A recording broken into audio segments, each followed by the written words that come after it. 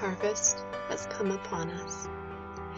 The orange glow of early autumn light signals the change of a season. The garden is still producing despite the choking smoke and ash that threatened our plants. Tomatoes, strawberries, zucchini, and peppers are slowing, but giving us the last of their life before the first frost.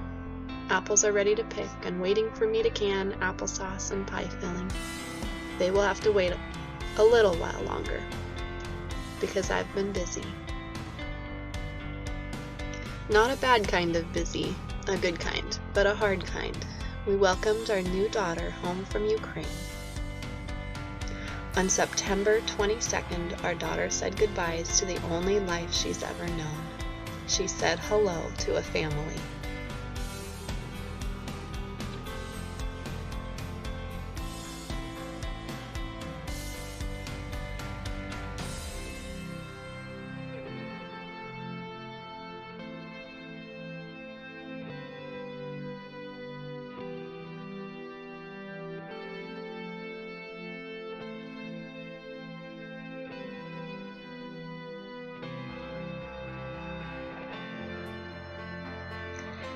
It may sound like a fairy tale, and don't get me wrong, this is miraculous, but it has also been quite hard.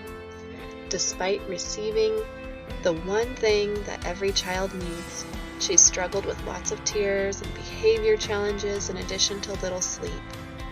Yes, this girl has a new name she's called by, but the name she remembers most is her old name.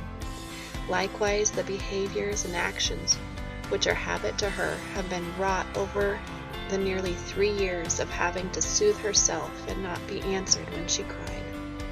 Did you know that children who are raised in an institution often grow up rocking themselves to sleep?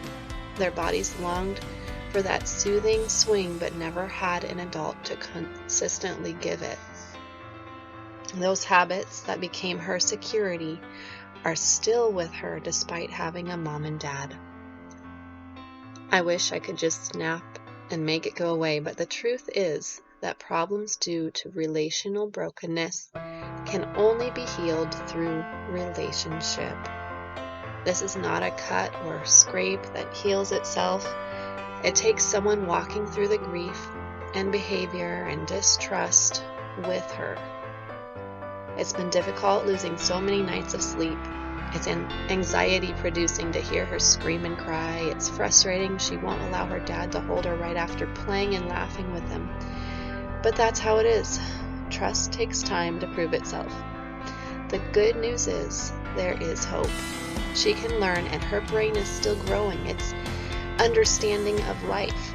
Her brothers love her and give her so much grace and comfort that mom and dad don't have the ability to do. Even our 2-year-old, who thinks she's a baby, is often heard chiding, "She's so cute," and has brought her out of her anxious emotions more than once with his sweet self. The Bible says, "The Lord is close to the brokenhearted." And while I always thought that was a comfort, I didn't realize the magnitude of what he had to do to be that close. You see, the brokenhearted are just that, broken people. You and I, people with baggage. The more broken, the more baggage. Perhaps even the more likely we are to push him away, not wanting him too close. He walked the ultimate road with us. He said no many times to snapping his fingers and making it all just go away, because he wanted to not just leave us where we were and make it better, but to draw us closer to him as he walked through our grief with us. We still have the choice of trust.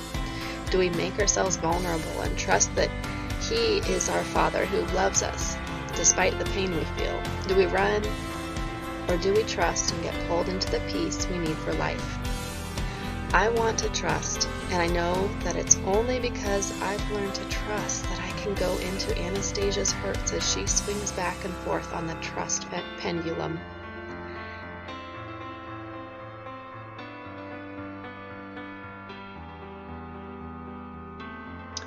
Patience and hope before we brought her home.